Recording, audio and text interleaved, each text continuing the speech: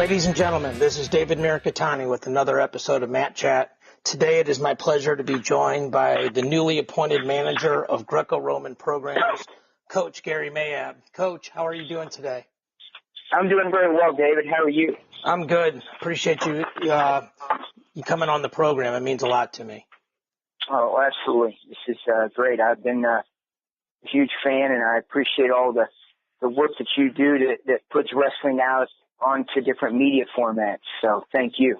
Well, we're all doing our best, right? So yes, for sure. And first of all, congratulations on the new appointment. That's a big deal. Yes, it is. It's a great opportunity. I hope that we can make some positive changes and move forward on some stuff. Most definitely. So I've known you and your family for a long time, being Missouri guys, but for those that don't, tell me and the listeners a little bit about your competitive background in not only folk style, but in Greco and freestyle as well. I was very fortunate. I've had great coaches all throughout my competitive career. I had built up that kind of picked me up when I was in the fourth grade and just told me I was going to wrestle. I have a lot of brothers and sisters, and nobody else in my family wrestled, but I'm also the only one with a college degree. So I think that goes to the man that said that this will be more than wrestling. So in that part, I've been very fortunate. And then Coach Roger Dinker at UCM, CMSU at the time, that man introduced and brought so many people together. We were at a gathering just recently with Coach Haggerty and just all the guys back again. And it's amazing that our lives have all centered around those 4 to 5 years there at UCM. So that's just great coaches in general. And I was very fortunate. I was very small. I was 62 pounds as a freshman in high school. And so oh, wow. You were 62 as a ninth grader? 62, yes. And so I kept pounding. Didn't make varsity until my junior year. And so, but I was a 2-time place finisher in high school, ended up 6th and a 2nd place finisher to Carl Fudge, another good Missourian right there. Yeah. And so, very fortunate, high school career, our high school team at Cameron, we actually, tied, for state title that year, for teams. So that was a great opportunity. And I just got to meet certain people, and one of them in particular was a state champion, the first state champion at my high school in Cameron, who unfortunately passed non-Hodgkin's lymphoma just 2 years after graduation. He was a college roommate of mine, even though he had terminal cancer. And just a phenomenal human that it changed the course and direction of my life back into coaching. So, again, just fortunate. Who is that, Coach? Who is that? His name was Charles Scott. He was a 112-pound state champion for Cameron, Missouri, and a tremendous human being. He was president of his class and an outstanding guy, and he won it as a junior, and then his senior year did not qualify for the state tournament. We just couldn't figure out what was wrong with him. He just wasn't the same guy, and took him a long time to figure out what he had because it was kind of rare at the time, especially in an 18-year-old, and he fought it as hard as I've ever seen anybody fight for anything in 2 years. So it was an amazing moment for me and my family. We visit his grave every Thanksgiving Day, and we don't miss it. We've never missed it. So yeah, he's a very important factor. But wrestling does that, as you know. Yeah. So. Well, you mentioned a couple folks that we have in common. First of all, Coach Tuck. You know, I wrestled around the same time that Mike did, and we're friends. And yes. Coach Dinker actually coached my dad at Central Missouri as well. Yes. So one of the great alums. I mean, tremendous man. That guy's had his hands on a lot of good people. And then you mentioned Mike Haggerty, who was just on my show like right after Nationals to talk about the refereeing aspect of things. And yes. I think we got to give Hag a shout out. Coach. Didn't he just have a 60th birthday? Is that right? He just turned 60 on Tuesday. So yes. Doesn't look it and doesn't feel it, but he's there. You, him, and my dad have cornered the fountain of youth. So I definitely think those two have for sure, and your mom with him. Yeah, so, for sure. Crazy. So, Anyway. You're going to live forever. Yeah. So I know a lot about your coaching background, but I want the folks out there to know it, so I'm going to kind of drag it out of you. How many team state titles have you coached? And I know you've coached a ton of 4-timers, 3-timers, 2-timers, and a bunch of Fargo All-Americans. So just for the people that don't know, let them know, and then you can give a shout-out to a bunch of those kids that you've coached over the years as well. We've been very fortunate. I've been around hardworking kids and families my whole career, I think, and we've been a part of 7 team titles, 4A, and then 7 second-place finishes. Wow! And then 5 thirds during that run, and so it's been a great series for so many kids, and then and athletes, and then we've had 43 individual state titles.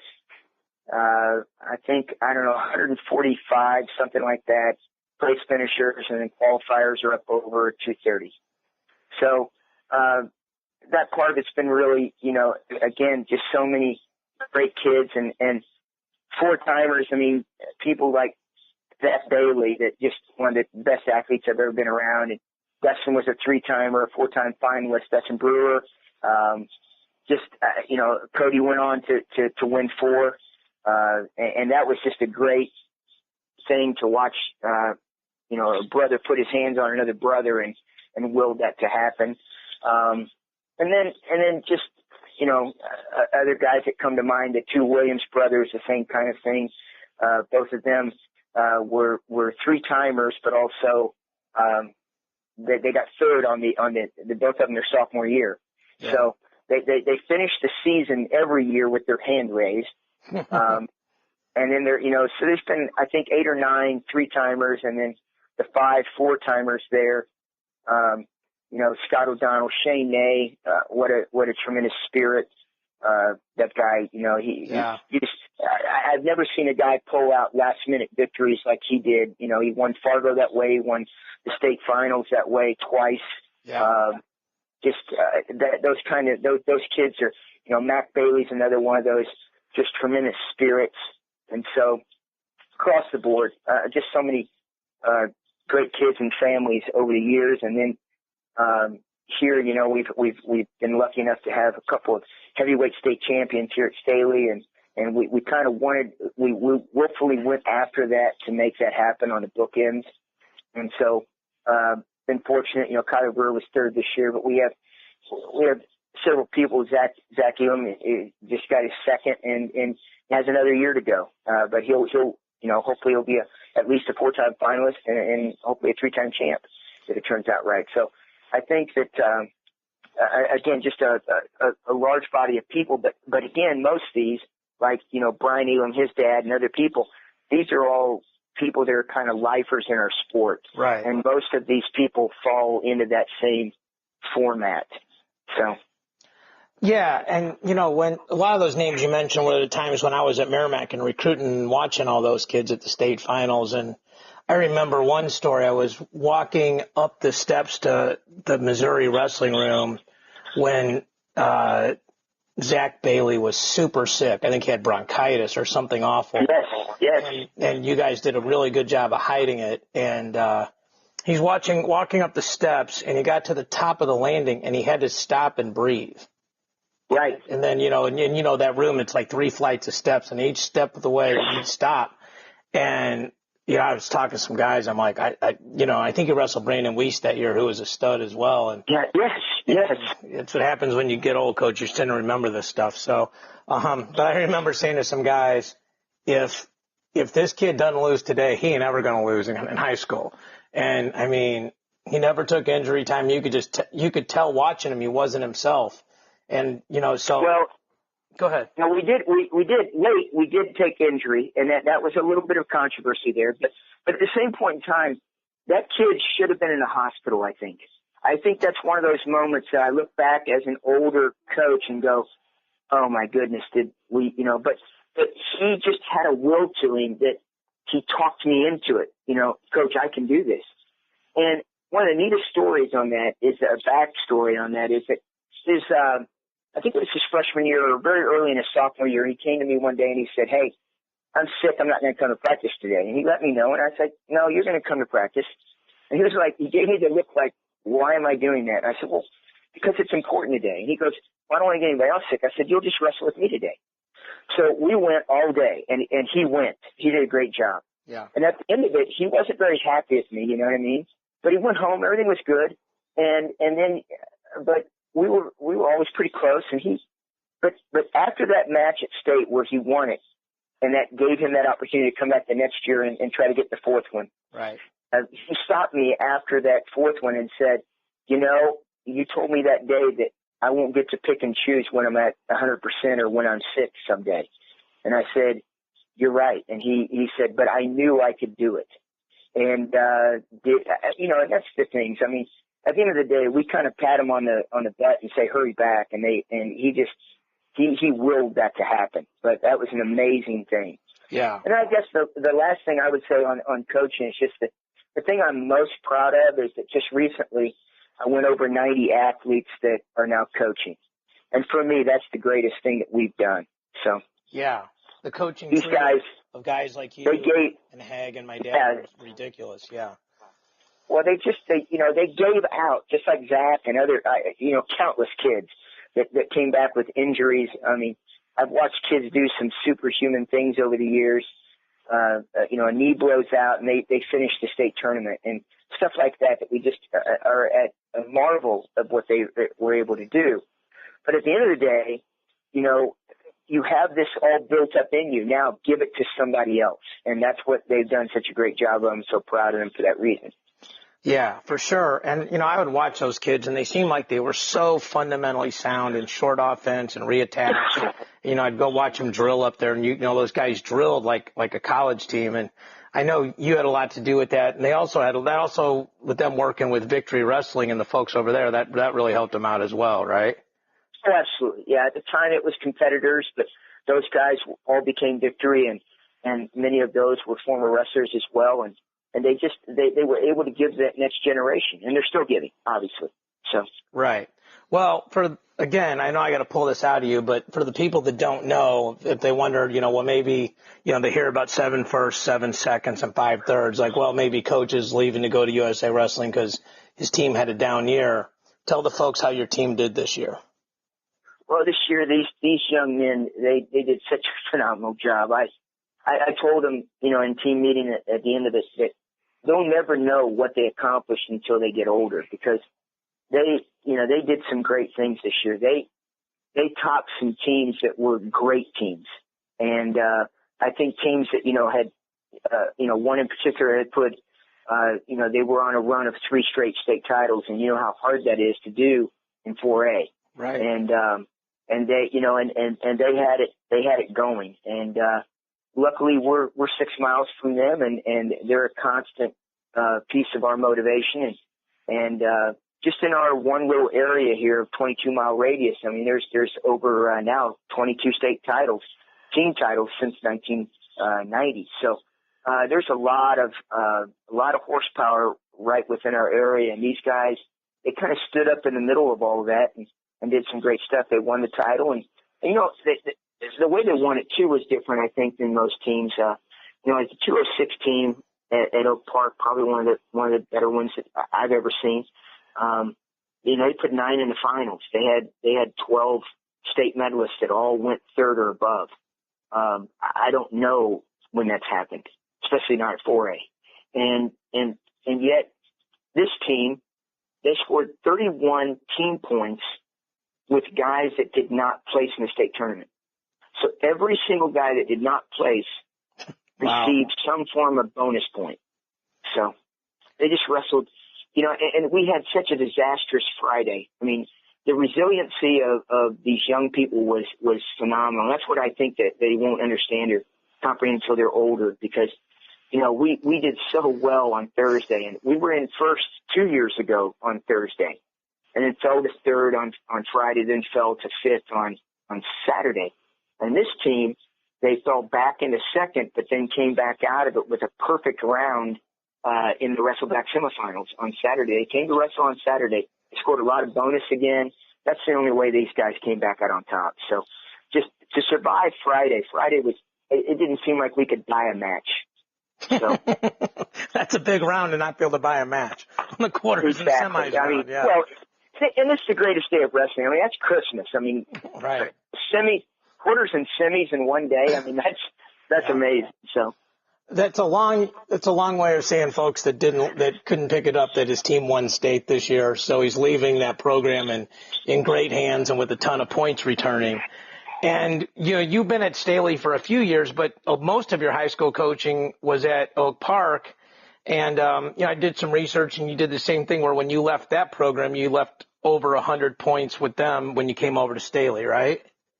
Right. We left with 129 points there, and they did a great job. They turned around and won it the next year. And so that gave them that 6 in a row there. And so that was an amazing run that they had there. Those kids and coaches and everybody did such a great job. But yeah, they came through, and again, I hope that, the success that we've had this last year is another step up stone for them. And again, the coaching staff is intact. I mean, one of the greatest things about this is that we have 8 coaches and they're all on one page.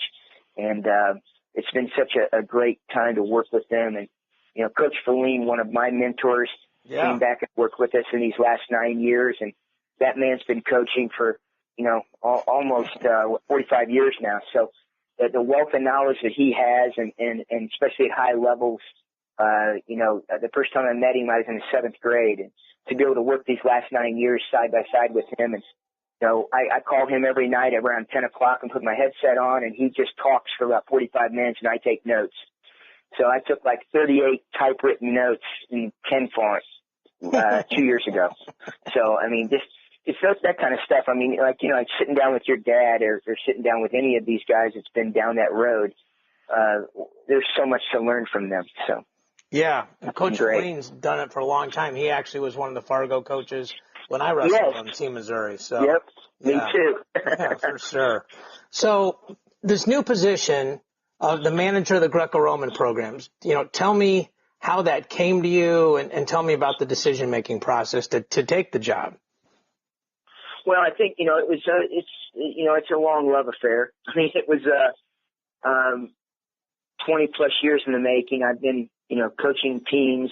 I've been fortunate enough to coach 8 U.S. World Teams at age group over these years, and just being associated with the top level of wrestling in America, and in many cases the world. And so being with a great organization and being around it and learning from them, and becoming a better coach, a more seasoned coach, through a lot of their opportunities and education possibilities they've given me. And I love it. And now there's a spot here where I get a chance to give back directly to them. That was probably one of the biggest emphasis. I spoke with Bruce Burnett in detail. I mean, I've used him as a mentor of mine, and what a phenomenal human and coach he is. And I think that one of the things he said is, do not take this on unless you plan on working hard enough to bring about change. And I do not know how hard that will be, but I know that I'm willing to work hard. So I think that, it's kind of one of those things where, I always said that there'll come a day where all I'll do is Greco-Roman wrestling. And, fortunately now Friday will be that day. So. Oh, you officially start Friday, Coach? I leave, I get done at school tomorrow, and then I leave Friday morning, and I start on Tuesday. So I'm going to move in over the weekend. My wife and I are going to, get me moved in out there, and then, Doris and my youngest is going to go out, and we're going to get the house set up, and then we're going to start on Tuesday morning. And I have a meeting Tuesday night with, several of the past, great Greco-Roman team members. So wow. We'll get started. Yeah. So it sounds like, and obviously you've been one of the guys, I know the Missouri teams are always the head or the, assistant head on the Fargo teams there. So it sounds like when this Greco thing came calling, it was a pretty easy decision for you. So I think, anytime that you move, that you leave and you leave something behind. It's hard. I love teaching. Teaching's been such an important part of my life. I've always wanted to be a good coach, but I know that my day job is as a teacher, and I want to be a great classroom teacher, and I've made every attempt to do that. And I will miss the teaching part of it. But hopefully this will be a new way of teaching, a different way. Yeah. And so I think that's something else that will fit into this process, I hope. Yeah. So tell me what the job duties actually are of this position, because the manager of Greco-Roman program sounds pretty all-encompassing when you think about that. Well, you just nailed it on the head. This needle moves a little bit each day, I think, and it's good. But it's design and supervising programs, and so my boss will be Coach Linlin, and my job is to push the programs in the direction and his vision, and so that will be my number one job. And then both of us work for Cody Bickley, and then obviously Coach Les Gutchess, and we'll that's the chain. But I think that Coach Gutchess will give us Les will give us direction from, as he says sometimes, 30,000 feet. What he sees is the overall from what the IOC wants to the USOC, and then the direction of what foreign teams will look like as we go through age group competitions. And then at the end of the day, it will be Coach Linlin's vision on what he sees for senior Greco-Roman wrestling in America. And so it is exactly what you said. It is simply all-encompassing. And many of these programs will be designed as we go. But again, to further the productivity of our Olympic program and our junior Olympic cycle program. So, yeah, it sounds like, again, like you're covering almost everything. And a couple things popped in mind as I was listening to you talk. One is I'm friends with Terry Pack. I know you are too. Yes, absolutely. And he's doing big things up there. Yes. And so he's created that school that's almost like a prep school, but with a focus on Greco. So is that something that you guys are going to be working with him on? We've had several conversations already. He has a great vision. Again, it starts with him and Coach Linlin going out and setting up a partnership, and then my job will be to implement that partnership between those guys. And so I will be spending some time both this summer as well as this spring up there with him and his programs there. We've been fortunate enough with Team Missouri to be working with him in the past. So, and both you and I knew him from way back. Yeah. And I think that before he went to California, while he was still in Kansas for a while, and even beyond that. And so he's dumped a life into this. And now he's got this going, and it looks like he's going to try to open another center here soon. And this thing's going to grow. I was just working out a deal to fly out to Nevada in early fall this year before we go to Poland. Before Coach Lynn and I go to Poland with U23s, and I'm going to fly out there for a few days to meet with what's going on, the exciting thing that's going on in Nevada. And while we're talking to Nevada, he says to me that he's lost a few of his athletes just recently that's going to move to Legends of Gold right now and Coach Pack. And so, again, all of this it's very exciting that these possibilities are sitting there. So, yeah. And there's so many people. I think if we can organize, there's enough of a full-blown Greco-Roman volunteer army sitting out there that we can move that needle. Yeah, for sure. And like you said, I mean, I've wrestled. Terry coached against me, and then I coached against Terry, and then, yep. We've been friends a long time. But he told me about that thing about a year before it came out. And, right. He's one of those guys I spitball with, and I was like, that's a big undertaking. And, he sent me his whole business model. I'm like, this dude's going to make this happen. And, and it's a great spot. It's a great experiment for people to see how that's going to work, and for the folks in your position to really be able to partner up and benefit from something like that. Absolutely. He's he's going to be one of those mainstays. I think, Mark Halverson out in California, Rick Gumbel on the other coast, what we're doing right now at Cornell University. We've got 3 wrestlers right now currently on age group teams, either Pan American or world teams, from Stanford. So we're making some inroads there as well right now. I did a clinic with Coach Guerrero in Oklahoma last weekend. Yeah. There's some very exciting things in front of us, I think. Yeah, for sure. So when I spoke to you in Las Vegas and you agreed to come on the show, you kind of, when you're in my role, you try to come up with the right questions and kind of go through your mental Rolodex. And one of the things I thought about, it was probably about 15 years ago now, my dad gave me some more responsibility as the assistant coach besides just, beating on the best guy in the room every day. And I reached out to a couple guys that I really respected, and you were one of them, about your rules in regards to running a program and wrestle-offs and lesson plans and organizing. And what really struck me was your tremendous attention to detail. And I'm just interested in how you think that mindset is going to help you as you embark on this new journey. Well, I hope that once we set down the parameters, that Coach Lindland wants, I think that once that happens, one of the things I think that we do a really good job of is that over the past years, we align every single thing. So like every meeting I have with parents, we start with academics. Every awards banquet we do, we end with academics. So if we say that academics is the single most important thing, then we make that the most important thing. Correct. And then, we take on that every day in every practice, since I've been at Staley for 9 years, we do not run to warm up. Everything we do is learning warm-ups. We either rep what we are deficient in, or we rep our strengths over and over again, or we'll work on pinning, or we'll focus on something at the beginning of every practice that will allow us to warm up, but at the same point in time to be learning during that 2.5 hour go.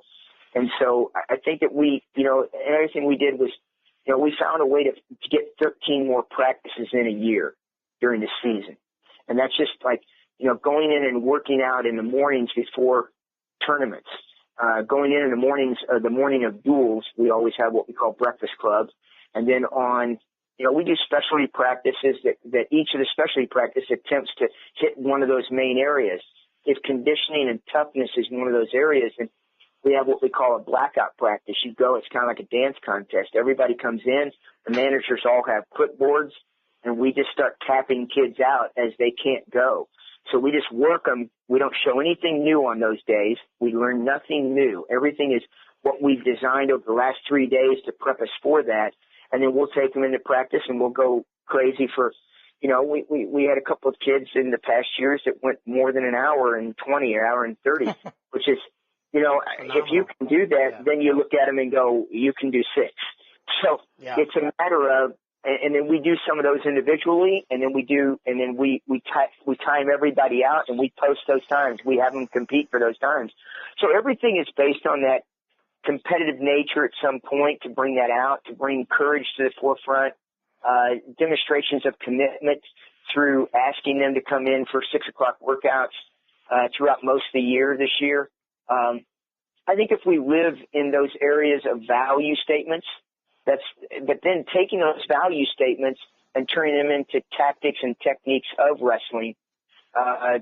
Again, taking risk to me is more important than winning, because once you start taking risk, not gambling, but taking risk, then I think we'll all see more success. And I think all of these areas will end up being those things that help us. I mean, one of the things is that we just, fortunately now that, I'm on my last full day of teaching right now, and I'm on my off block, and, I've made it through my whole career without doing a single wrestle off. And that was one of my goals. And I'm fortunate that, 1 year I had, 360 pounders that I believed in fully. They were great kids. and when I was back at Oak Park, and that was a difficult one. That was one where I really thought, man, because I tried every day to separate these three kids. Who would separate out and rise, and they just kept coming together. So at the end of the day, we had to make a choice on who went to districts, and we've made, here at Staley, we've made that decision to change our lineup 7 times in 9 years on the last week of districts. And I think it gives us a freedom of looking at who's hot at that moment. And so far, I think it's paid off. I know that it is at least garnered 2 trophies that I think we would not have had we not made those decisions. And my hat's off to my assistant coaches that really, Coach Bears, who's taken over the program here now, he really was great at that. We looked at what trends were, who was doing well. I mean, we had a young man that we pulled out of our lineup this year that was a returning state qualifier, and a great wrestler. He'd won a match the year before. He's a sophomore for us, and he did everything. He was on cadet national team. He went to Fargo. He was on the dual team. He went to the Olympic Training Center. I mean, this kid did everything, but he got a high ankle sprain in January. And you know how those are. Yeah. He just didn't come back the right way. And clearly probably maybe the best kid, but at the same time, not the best kid at that moment. Right. And not having to wrestle off. I mean, I wrote down 18 reasons. I think I shared those with you at one point. But I wrote down 18 reasons why I didn't want to have a wrestle off. And I stayed with that. And there was some heat, obviously, when you pull a kid out of your lineup, you better come up with the reasons why. And we don't take that lightly. I know there was a lot of sleepless nights for us just recently this year when we pulled 2 kids from our lineup. So but it does grant flexibility and understanding. And so, and flexibility is strength and power. So it was another way of getting it. So there's a lot of ways, but I mean, those are just a few of the examples that come to mind. Yeah. I remember I actually have that email saved because I begged you for it for about a year. I know. And I wasn't really going to get it. And but I remember talking to my dad about it and showing him, and I'm like, just because I can beat you doesn't mean I should be starting. There's a lot of other factors that go into it. And when you kind of see all those things laid out, like who's the better student, who's the better leader, who's on time, who beats more of the other guys are going to have to beat to be a state champion or an All-American. And Coach, that's a big one right there. One of the biggest things we look at is because, you can defeat someone in your own room because you can figure them out. Right. You get to wrestle with them every day. Right. But man, the guy that can garner that victory in a large setting, with limited time on the clock, maybe a boundary call, and then win that point that won the match. Not every kid can do that. No, you're correct. I agree with you. And I mean, that's, I remember, talking about that, and it's one of those things where, some guys, and I talked to a coach one time, he goes, there's some kids that are going to find a way to lose a match when they're up 1 with a minute left, and there's some guys that are going to find a way to win the match when they're down by 1 with a minute left. And yes, I've always thought, if you and me wrestle in the room every day and you started out 15 points better than me, it's a lot easier for me to close that 15-0 than it is for you to extend that 15-30, because with regularity, it's better for the worst guy. And absolutely. Yeah. So I think that gets lost in it too. I'm like, sure, I know how to wrestle you, so I can stop your 2 best moves. Well, that's not going to happen when you wrestle a guy from the other side of the state, or in our case, the other side of the country that hasn't seen it and felt it 100 times. So right. Yeah, for sure. And there won't be a direct transfer there with USA Wrestling with the new job. Right. It's a big organization, and obviously I'm just a part of the cog. Right. But at the same point in time, who do you train? Who do you focus on? I think many of those same laws will apply in those moments of who do we put stock in at 14 that we want to see do well at 26. Right. And I think that guy that can walk in the room daily, that American wrestler who's good in folk style, freestyle, who wrestles both styles at Fargo, All-Americans and maybe national champions, those styles. I mean, those guys, that guy can go to college. He's never going to be afraid of how hard February is going to be. That's right. And those guys are the guys that at the end of the day, they just fight good. I mean, I love what Jaden Cox said this last year when he came out of nationals, having win the national title and think, man, I'm done right now. And then realizes, I got to go down a little bit more in weight to get where I want to be if I'm going to try out. And he just said, hey, wrestling's wrestling.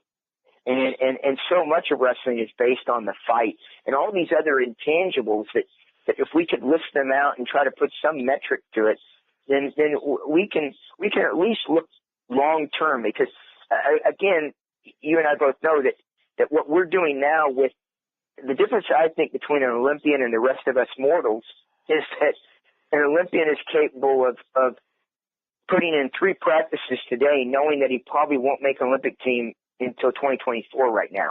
He might give 6.5 years of his life to make that one slot, and he's willing to go 3 times today to make that happen.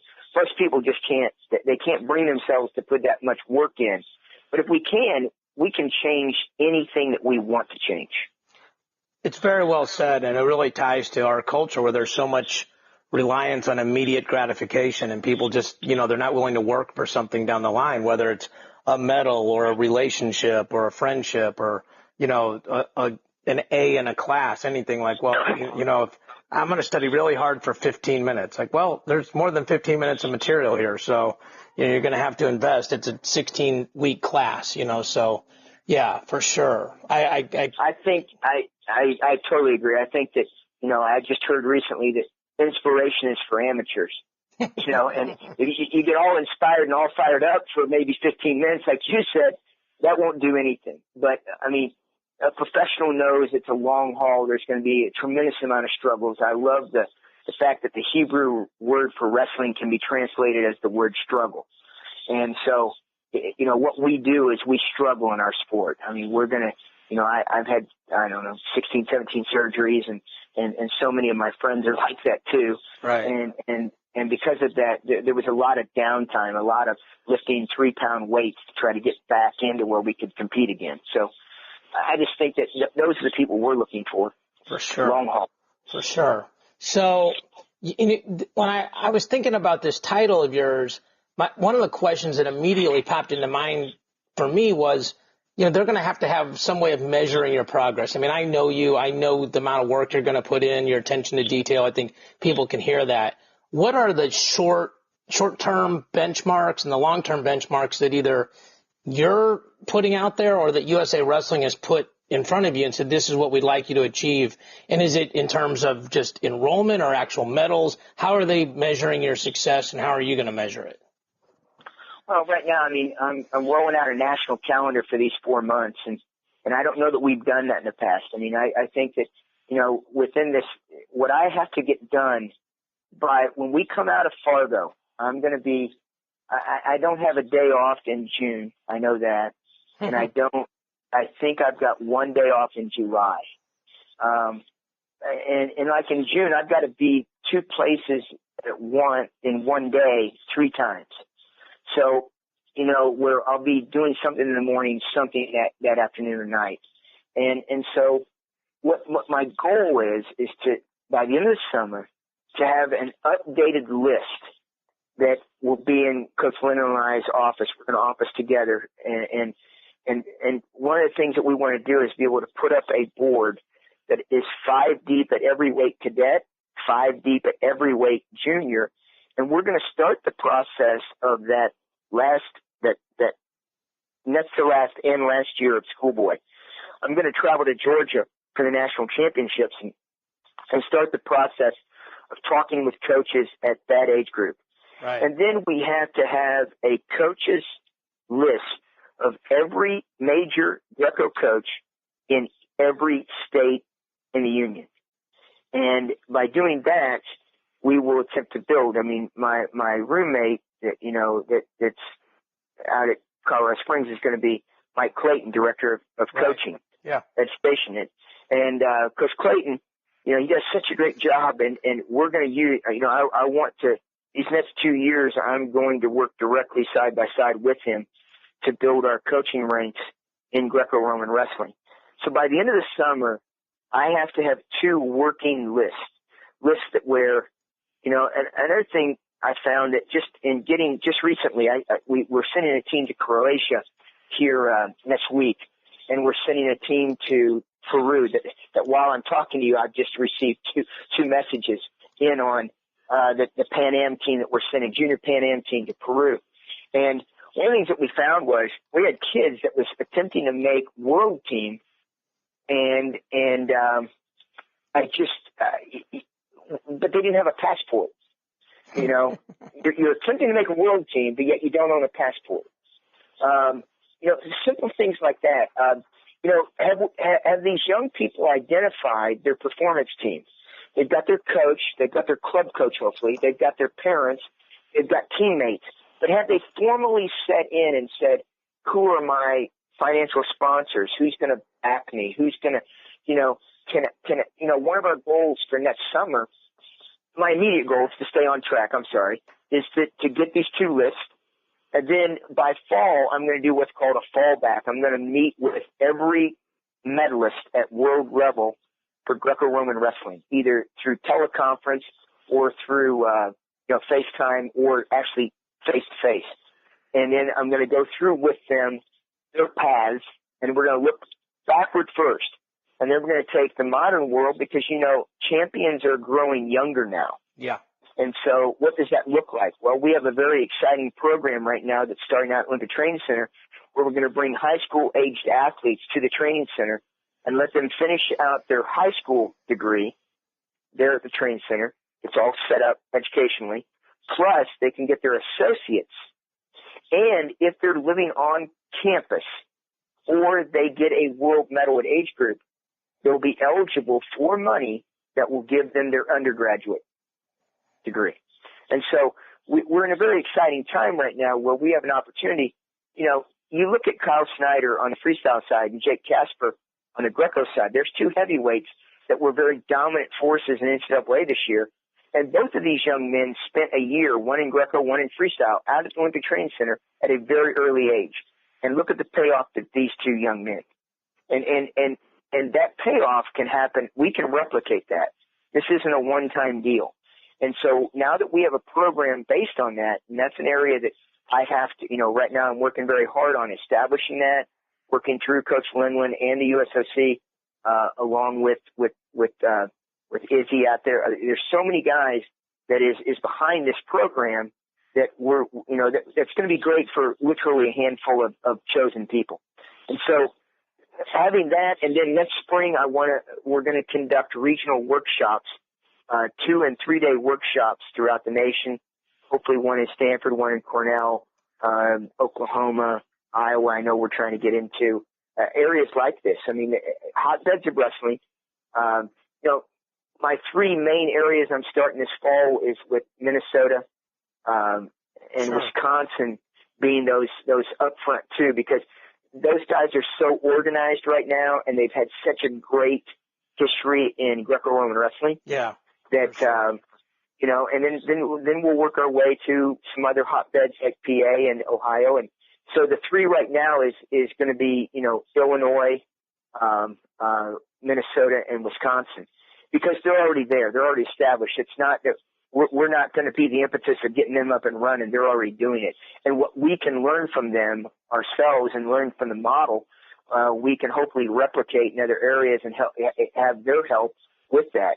And that's part of the reason why we're going to go to Nevada in the fall. So between that and then the 6 to 7 regional workshops in the spring, and then we want to run a national 4 national training camps next summer. So with all of that, we're going to give more opportunities. And then along with that, one of my goals is to have 30 plus kids go to Europe to wrestle in Europe. That is not part of either, teams chosen through USA Wrestling. In other words, finding opportunities to get coaches overseas more to where we develop the coach at a different level, and then also develop those athletes at the same time, create a win-win scenario. What's great is I knew your answer would be that detailed, so it's very impressive. You brought up a couple of things. The passport story reminds me of Jaden when he made the Olympic team, and they had to get him a passport like a week later to go to Mongolia to qualify the weight. So the good news is, if you're really good, they'll help you find a way. Then, yes, they are. And you mentioned Peru, and I got to give a shout out to Cornell Robinson because he's one of the coaches on that team, and he actually is here, he's here in St. Louis, and he actually wrestled in college for my dad and I. So he's excited about going on that trip. So, one of the things that you touched on, you touched on this a little bit, but when we spoke, in preparation for the call, I mentioned to you, I'm like, the current formula for freestyle, the guys at the top of the ladder, seems to be that those guys wrestle Division I for 4 years. They almost always win a national title, or they're at least multiple-time All-Americans. And then, they get on the national ladder and work their way up. And certainly guys like Snyder and Cox have changed that paradigm in terms of being able to, maybe skip a few steps and do it a lot sooner. But the Greco guys seem to follow, historically, a very non-traditional path. So I know you're going to go about trying to find, through these, grassroots program, find the right guys. I've always thought guys that maybe were like, 5 to 8 on the ladder in freestyle, but really good upper body guys, or really good with gut wrenches, but maybe not the best at defending their legs, would be some guys that Greco should be recruiting. Do you have a formula on how you're going to try to bring some guys over right away that can make an impact?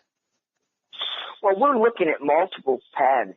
I mean, I think that you're right. I mean, you're spot on. I think there's certain patterns that you can see. One of the things I need to do is we're working on building an American wrestler profile. And overall, I mean, in other words, how many Greco wrestlers are there? When we talk about a nation of over 300 million, America, and we're taking on nations that, there's some Scandinavian countries that are dealing with, 11 and 12 million people, but they're very competitive in Greco-Roman wrestling. And so, but we know it's because part of it is that from the time they're 7 on, they're getting great coaching. They're going in one path, and that one path has led to an expertise in an area. We had a young person last year make a world team that when I asked him the question in training camp, how many Greco matches did you have this year? He said, I think I had 17. Well, if you have 17 Greco matches in a year, and then you're going to go take on the very best in the world, I don't know if that's going to get that done. So one of the things that we've got to do is we have to establish more opportunities for the people that we do have. I think it's no different than what we were talking about with coaches in general. I think we've got a whole army of great volunteers out there that's waiting to be assembled. And at least I hope that. I hope that I'm right about that. I think you are. Yeah. I think that putting the pattern together, but you're right, that the path is not the same. And some of these guys will be crossovers that they'll jump, like you said. They may be 5th or so, and they're looking at it going, all right, I can't get to Paris this year. No, you might be able to get to Paris if you jump over and go the other way. Right. But it will take these guys that, you look at another Missourian like Sammy Henson. I mean, that guy could have done either one he wanted to do. Right. He could have made it. I mean, obviously he was, as a very young wrestler, he had pushed himself to the forefront of, outside of 2 old guys that fended him off a couple of times, Sean Shelton and Mark Fuller. Outside of those 2 guys, nobody beat that guy. Correct. And so there's a guy that and both Fuller and Sheldon and Sean Shelton, they were both. They're both ready. They were almost done. Yeah. And if Sammy stays the course in that, he's the Greco guy. And I really firmly believe in my heart that he would have been a Greco medalist. And obviously he went on. He was a finalist in the Olympics. A world champion in a great country. Right. Was able to do it in Iran. And you see that, and it's like, but there's a guy that's a perfect example. If that guy is going to sit at home instead of go to Paris, then he probably should be at Paris. Right. And now, and are there very many of those guys? I don't think there's very many of those guys that can do both sides of it at the very highest level. I think at some point there'll obviously be some specialization. But we've got these young guys right now with, Tracy Hancock, Kamal Bay, Taylor Lamont, Jesse Porter. We've got a whole slew of young guys that are that are just really talented right now, and they're fighting for positions at the open level. And so, but are they ready to win medals at World Championships? I don't know, but right now we've seen in our recent past, Russia, Turkey, other places where they have a junior world champion, and the very next year become a senior world champion. Right. So right now we have a chance still. We still have a chance at putting 3 guys on our junior world team that have positioning to fight for senior level positions right now. Right. And for that, those guys are the guys that they may be taking this ulterior path that you talked about, that is Greco specialization early, and they just keep moving up the ladder. So, and then I think there's a third pattern there, and that's the guy that goes, that is a Greco wrestler that decides to go Division I, goes through Division I, and we kind of keep him in the loop by getting him out to the training center in the summer, in the spring, maybe a fall workout time period, something that can blend a little bit, like lift return work. I believe in my heart that, Jaden's work, Jaden Cox, you mentioned him earlier, what a great Missouri wrestler he has been, and for our nation too. And, for sure. And yet that young man, I think his freshman year, when he wins the NCAA title, he has to fend off that throw with 6 seconds left in the match. Right. And I think without his Greco, I think that's a big part of what happened there. He's a Greco national champion. Correct. Against a great wrestler in Kyle Snyder. Right. And I think that when those guys, now he goes to throw him, and, he doesn't get thrown.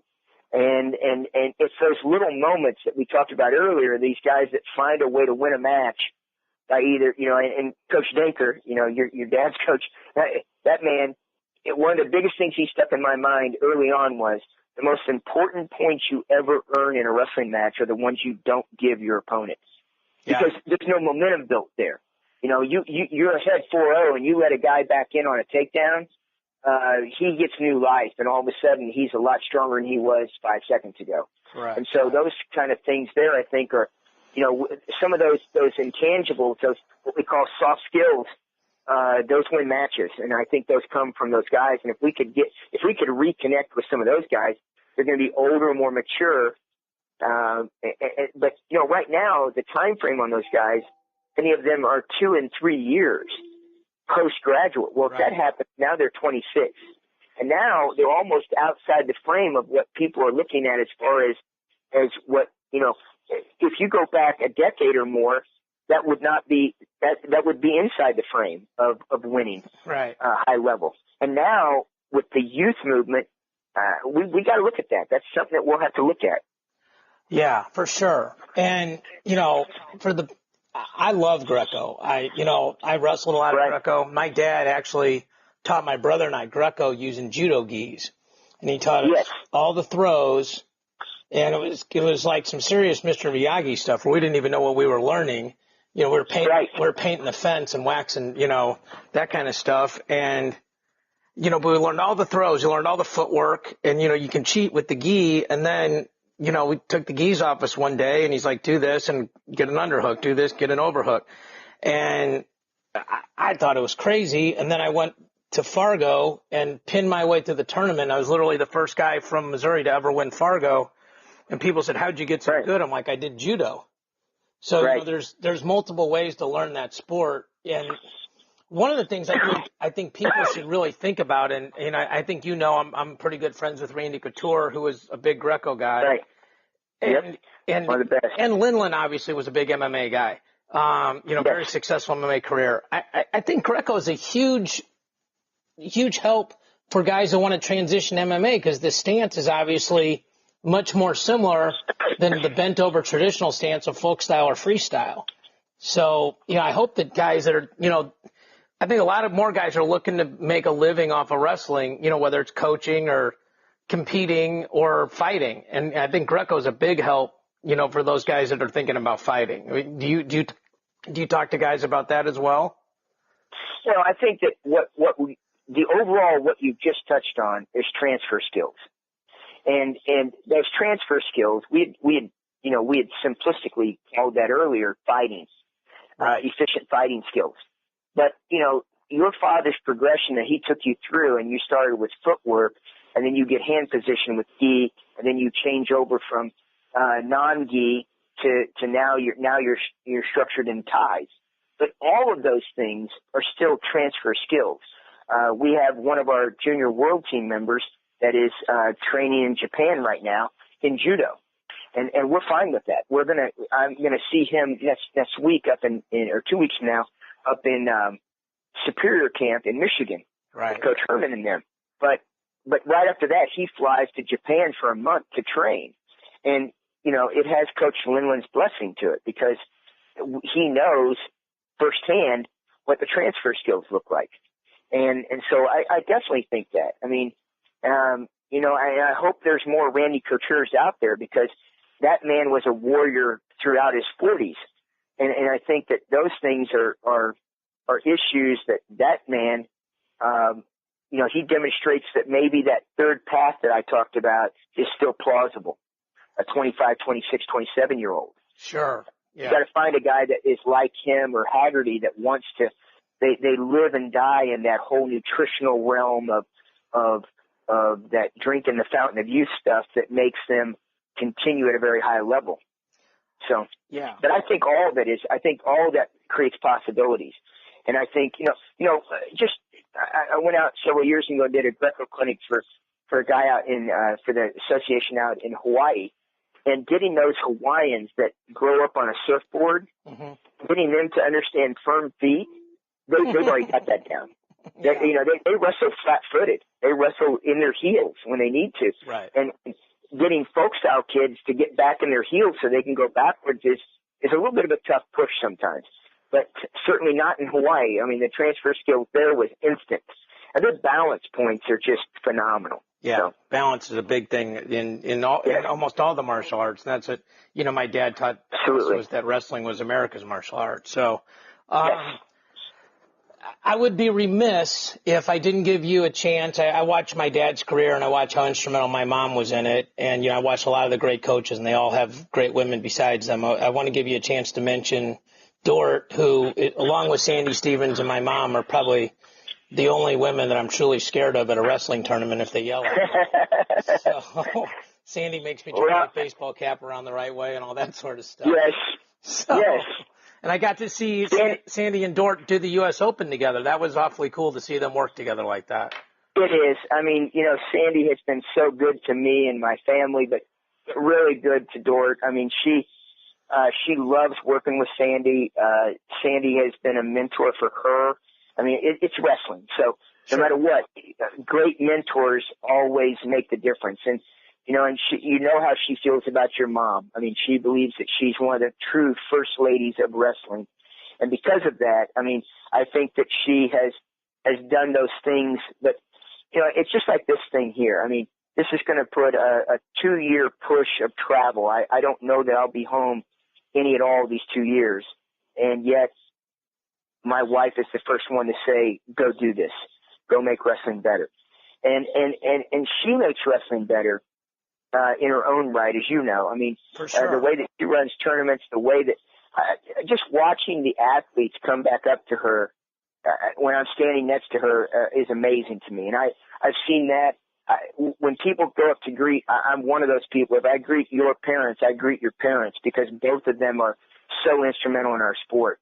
And so for that reason, I think that we've emulated that. I think that's a page we took out of Americanianism there, but I think that's a deal that watching them in our state and how they've conducted themselves with such grace and honor and humility towards our sport. I mean, I've watched your mother work a table so many times over the years, and a sign-up table for either National Wrestling Hall of Fame or something like that from the state situations back to AAU days. And so I think that's one of those things that you're right. I mean, just she is truly my best friend, my rock. You and I both know, I mean, you were a coach's son, a really great one, but it was one of those that you know how many phone calls that happen at 10 o'clock at night, and the calls that you don't necessarily want to get. Right before I came on, I got I received an email about a father that had passed away of one of my friends, and it's one of those moments that instantly knowing what your father means to you, and knowing, and I'm on a different spectrum of that. I mean, my father died on my first birthday, and the men that took over in my life were my wrestling coaches, and that's what gave me a fuel to try to be that man for as many as I could be. But with her, she takes on that same role. I mean, last night we're trying to get all packed up, and we had a meeting about, a meeting with the main core people here at Staley on how we conduct our tournaments, our tournament directors, our people that run our concessions. We had probably a 3.5-hour meeting with our coaches and those people as we're trying to get ready to walk out the door here. But she ran that meeting, right? That's who she is. And so those are those issues that I think that I certainly, I've told her many times, I can't do it without you, and I don't want to try. Yeah. And so I appreciate you, but you lived in that world, and you know her too. And so it makes sense that you know how important that is. And I think every coach out there that might be listening is probably nodding right now. And hopefully when we get done, they'll go ahead and text their wife and just say thank you again. So we can't do that enough times. So thank you for that. No, for sure. And please pass along, I will. my love to Dort and your family and everybody else. And Coach, I appreciate it. I know you're super busy, and for you to carve an hour out for me means a lot. And well, that's great. It's important for our sport, and you do such a great job with it. And I appreciate you. I hear more and more good things as this thing continues to expand, and I'm thankful for you. So that's kind. Those are kind words. I appreciate it. I know I'll see you at Junior Duels, and I'll know I see you at Fargo, and yes. All the best on your transition. If there's anything we can do to help you out in St. Louis, please reach out. Okay. Oh, I appreciate it. I will. I'll come back home for that reason. So thank you. All right, folks, that was Gary Mayabb, the manager of Greco-Roman programs. This is David Miracatani with Matt Chat. We'll speak to you all next week.